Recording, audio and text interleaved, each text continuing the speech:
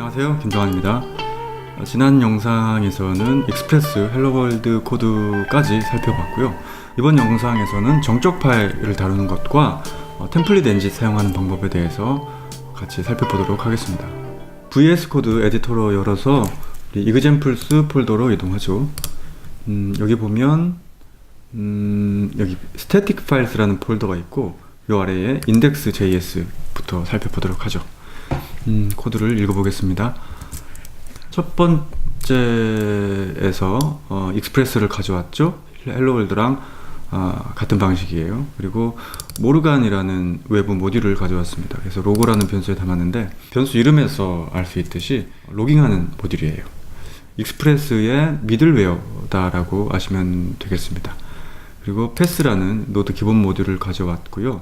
요거는 뭐 경로 관련된 작업을 하기 위해서 가져온 것 같아요. 그리고 헬로월드에서 했던 것처럼 익스프레스 함수를 실행해서 인스턴스를 만듭니다. 그래서 앱 변수에다가 담았죠. 그리고 첫 번째로 앱 use라는 함수를 통해서 우리가 가져온 모르간이라는 모듈이죠. 그 모듈을 실행합니다. 이 로고는 익스프레스의 미들웨어 형태로 들어가게 되는데 HTTP 요청을 로깅하는 미들웨어 함수입니다. 그 다음 20번째 줄에 보면 또 똑같이 app.use라는 함수를 통해서 미들웨어를 추가하죠. 익스프레스에서 어플리케이션에 use라는 메소드는 미들웨어를 추가한다 정도로 아시면 되겠습니다.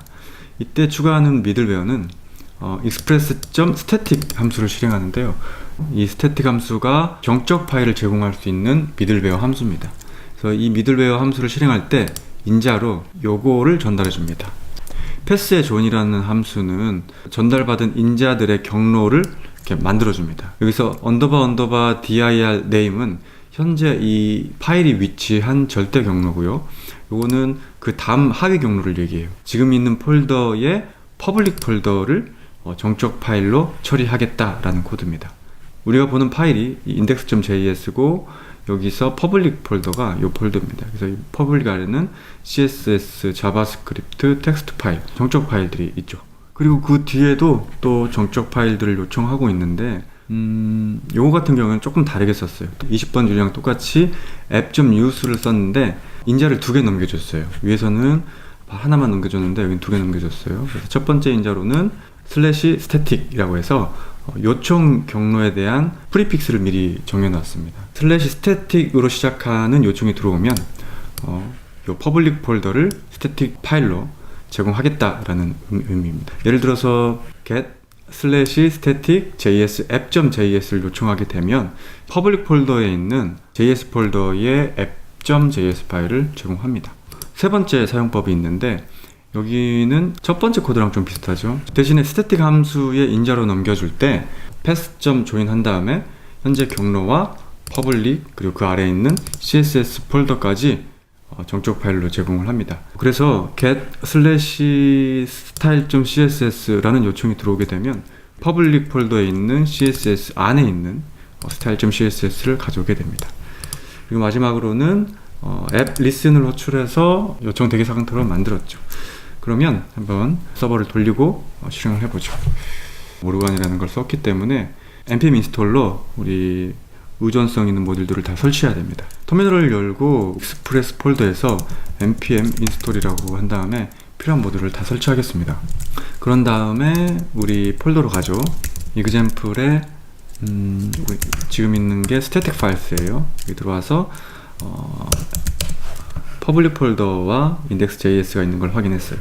그런 다음에 node 한 다음에 index.js로 해도 되고요. 그냥 점으로 해도 실행이 됩니다. 그러면 서버가 구동됐고 이제 콘솔 로그가 떴죠. 먼저 hello.txt라는 경로로 요청을 해보죠. 로컬호스트에 3000번이죠. 3000번에 hello.txt를 요청합니다. 그러면 hey라는 게 응답됐어요. 정적 파일에 hello.txt 여기 있는 이 문자를 응답해 준 거예요. 그러면 여기서 js 폴더에 있는 app.js를 한번 요청해 보죠.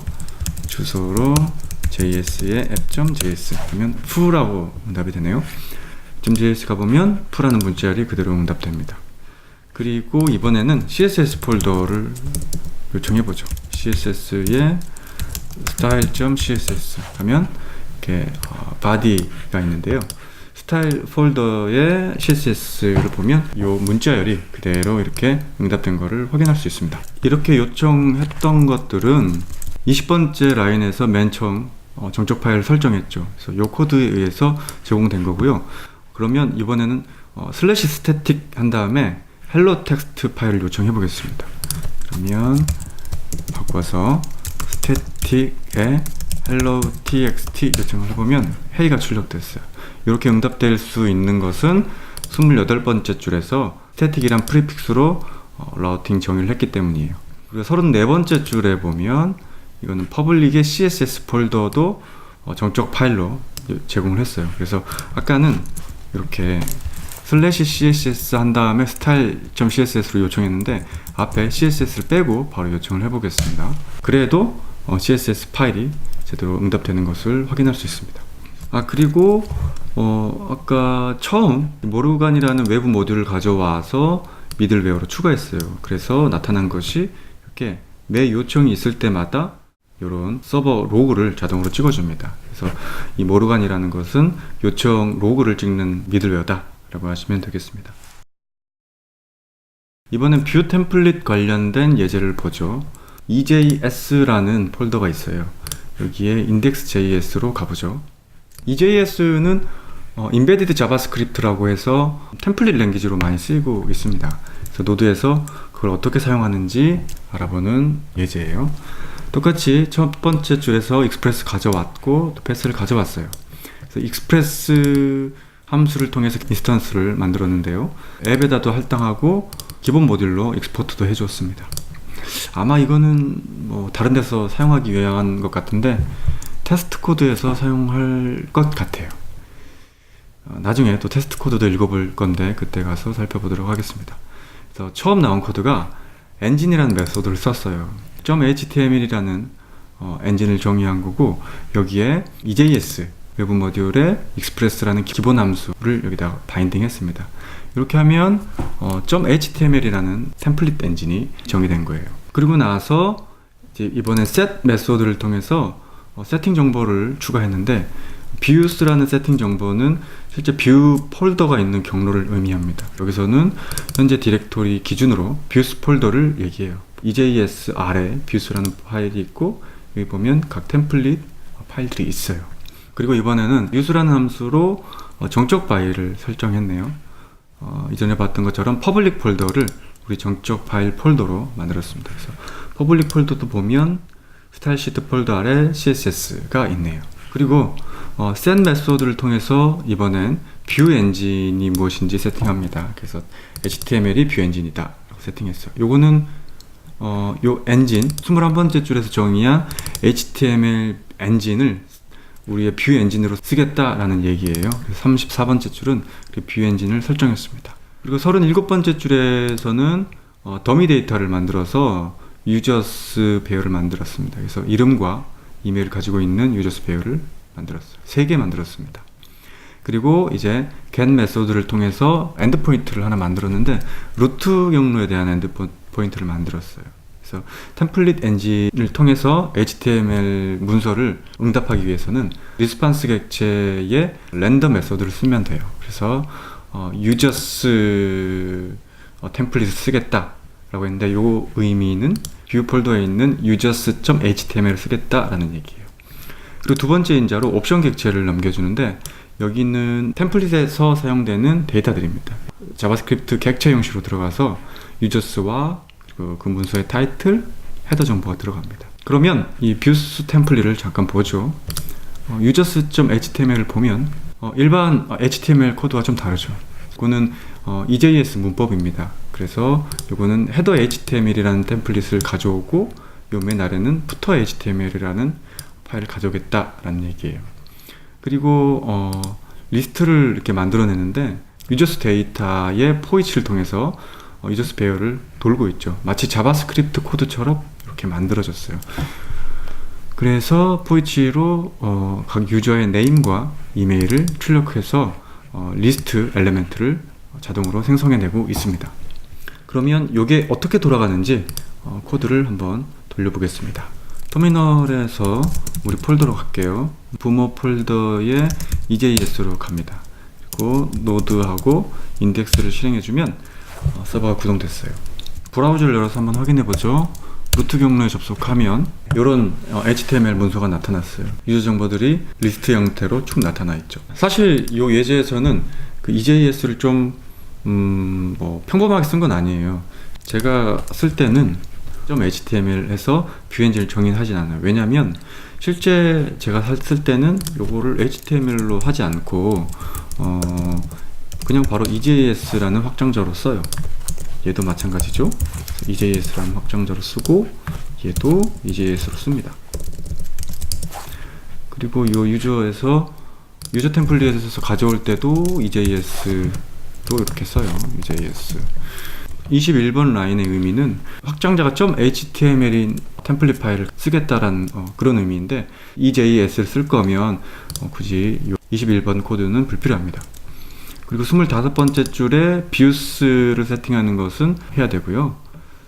셋할 때 뷰 엔진을 HTML로 하겠다라고 되어 있는데 이 렌더할 때 템플릿 파일을 넘겨줄 때 확장자를 생략해도 되는 부분이었어요. 보통은 저는 이제 EJS라고 이렇게 합니다. 세팅해 놓은 걸 보면 뷰 폴더를 설정하고 뷰 엔진이 무엇인가 세팅하는 것밖에 없어요. 또 저장하고 돌아가는지 다시 한번 볼게요. 서버를 다시 실행하고 접속해보면 똑같은 화면이 나오는 것을 확인할 수 있습니다. 그리고 처음 요 EJS를 쓸 때 헷갈리는 부분이 분명히 우리는 EJS라는 것을 임포트 해오지 않았어요. 그렇지만 우리 패키지 파일을 보면 package.js 파일을 보면 EJS를 이렇게 로딩하고 있어요. 그래서 npm 인스톨로 EJS를 설치하기만 하면 익스프레스 코드에서는 그 템플릿 엔진을 가져와서 쓰게 되어 있습니다. 이번 영상에서는 정적 파일과 템플릿 엔진에 대해서 살펴봤어요. 그래서 정적 파일이라는 것은 익스프레스의 static files라는 미들웨어 함수를 통해서 만들 수 있어요. 그래서 이 미들웨어 함수는 use 메소드로 추가할 수 있죠. 처음으로 미들웨어를 사용하는 방법에 대해서 나왔어요. 자바스크립트나 CSS 파일 같은 정적 파일들을 다루는 역할을 합니다. 그리고 특이한 거는 중복으로 정적 파일 경로를 설정할 수 있다라는 것을 같이 살펴봤습니다. 그리고 EJS라는 템플릿 엔진을 봤는데 HTML과는 좀 다르게 EJS만의 문법을 사용하고 있고요. 그리고 자바스크립트 객체를 이 템플릿에 주입해서 HTML 문자열을 만들어내는 것이다 라는 것까지 같이 살펴봤습니다. 다음 영상에서는 EJS 같은 템플릿 엔진을 만들어 보는 것과 템플릿에 데이터를 주입하는 다양한 방법에 대해서 살펴보도록 하겠습니다. 감사합니다.